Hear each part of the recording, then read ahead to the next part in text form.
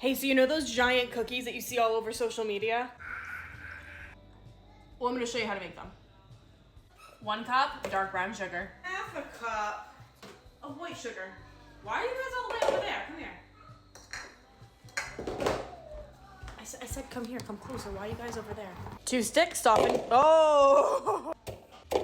2 sticks of softened butter. You technically could leave it out for a while, but you could also throw it in the microwave. I'm not gonna tell you that you can't do that because 9 out of 10 times I am microwaving my butter to soften it, okay? Do with that information what you will. All right, and we're gonna mix, and yes, I use my hands to mix cookie dough. The warmth from your hands helps the butter just get to the perfect consistency. I don't know, this is just what I do. Again, do what you will with this information. I'm just showing you how I do it. That is the consistency that we're looking for. A teaspoon of vanilla. All right, so now we're gonna add in 2 eggs, and a lot of people would say use room temperature eggs.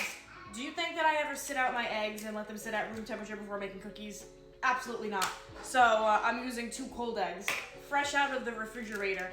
I'm sure there's a scientific reason as for why people say to use room temperature eggs in your baking, but listen, this is what I've been doing for many years. I truly am that coworker that's like, listen, this is how you're supposed to do it, but this is how I do it. You know what I mean? Half a cup of dark cocoa powder. Now this is where the secrets come into play, okay?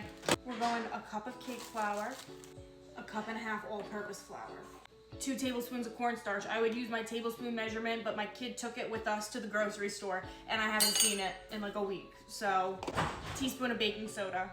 Now, if you're still using a whisk or a spatula to mix this, I really do recommend that you do switch to your hand just so you can avoid overmixing. You see how the dough is mostly mixed together, but there's still a little bit of flour? This is when you're gonna stop mixing.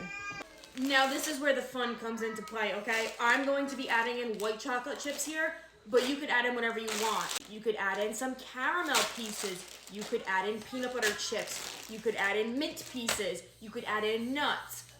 You could add in a combination if you want. You could do some white chocolate chips and some milk chocolate chips. The combinations are endless here. I'm going with white chocolate chips today because that's my favorite. Whatever you decide to add in, 3/4 of a cup of that. Using my hand, we're gonna go ahead and mix the chips in. Now I know a lot of people are gonna tell you that you need to refrigerate this dough for an hour, 24 hours, whatever it is. Come here, I'm gonna tell you a secret. Come closer. You guessed it, I don't do that.